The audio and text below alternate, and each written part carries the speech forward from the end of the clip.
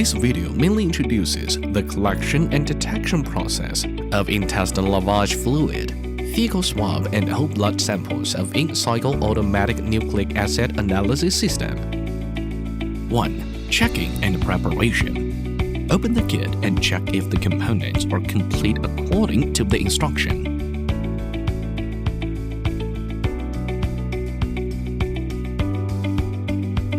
The kit contains 3 different tubes.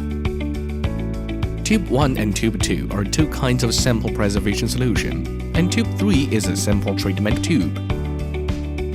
In addition, it also contains a centrifuge tube and 0.5 ml EDTA anticoagulant tube. Before conducting the test, mix the magnetic beads well by shaking them gently. Tear open the packaging bags of reagent to check appearance of lyophilized PCR reagent. Avoid using the moisture-absorbed reagents as shown in the picture. Next, gently flick the lyophilized PCR reagent to ensure it is located at the bottom of the tube. Check for the bubbles in the PK liquid. If present, gently flick the reagent from the bottom of the tube to eliminate the bubbles. Then, gently flick the PK liquid reagent to ensure it is positioned at the bottom of the tube. The reagent should be completely at the bottom of the tube. 2. Inserting reagents. Align tube 1 with the reagent tube slot. Insert it into the corresponding position of the cartridge and place it as shown in the figure. You can lift the reagent tube up with your fingers. A firmly fixed reagent tube indicates successful tube installation. Then tear off the cartridge sealing film and insert the PK into the corresponding position. 3. Sampling and sample processing. Fecal swab, intestinal lavage fluid, and whole blood are the applicable types of samples. Now the pre-treatment method of intestinal lavage fluid is introduced firstly.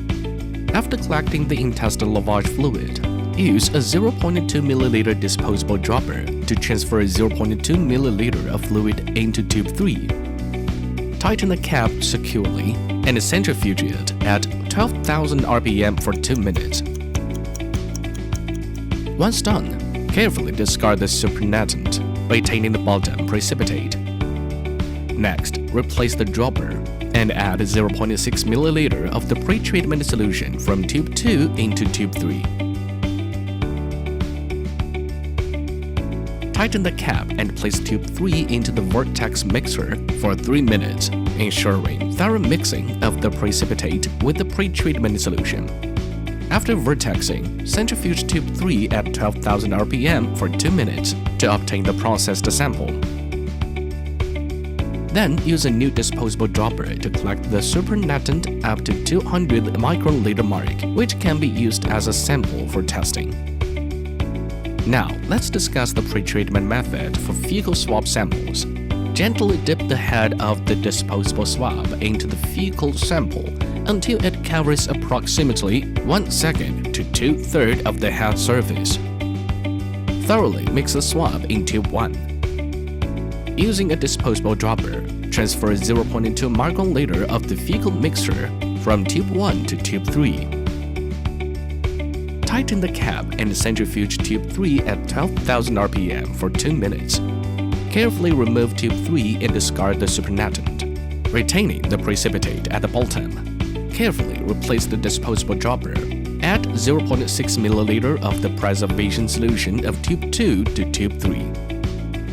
Afterward, vortex the mixture in tube 3 for 3 minutes. During vortexing, mix the tube intermittently to ensure proper dispersion of the precipitate in the preservation solution. Following vortexing, centrifuge tube 3 at 12,000 rpm for 2 minutes to obtain the processed sample. Replace the dropper with the new one and collect the supernatant up to 200 microliter mark to use as the sample for testing. Moving on to the pre-treatment method for whole blood samples. For specific preservation requirements of blood samples, please refer to the whole blood samples collection and detection process video. Using a disposable dropper, Add 0.6 ml of the preservation solution from tube 2 into a 1.5 ml centrifuge tube. Then replace the dropper and add 0.4 ml of whole blood to the same centrifuge tube. Mix it thoroughly by inverting the tube for 2 to 3 minutes, or by vertexing it for 10 seconds. This constitutes the processed sample. Note: processed samples should be tested as soon as possible. Replace the dropper again with a new one and collect the mixture up to 200 microliter mark to use as the sample for testing. 4. Adding sample and testing.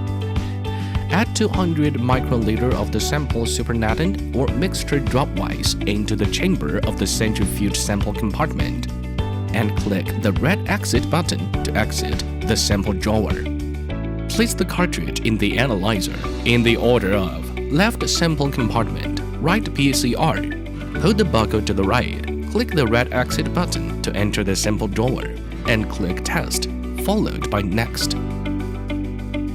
Before testing, swipe the RFID card in the card swiping area on the side of the analyzer. When swiping the card, keep it stationary until the beep ends. After successfully enter the information, confirm the sample type and other basic details.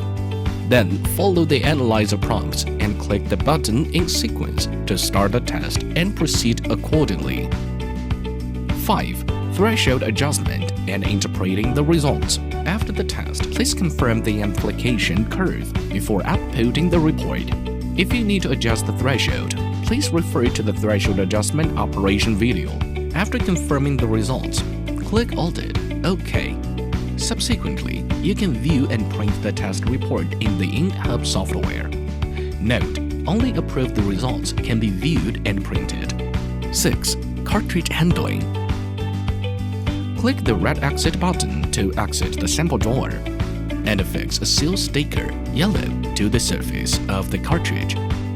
Then, put the buckle to the left to remove the cartridge. Used cartridge should be handled in accordance with the requirements of the local regulations of pollutant treatment processing.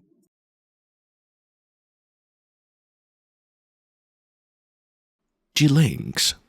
Everything is for life.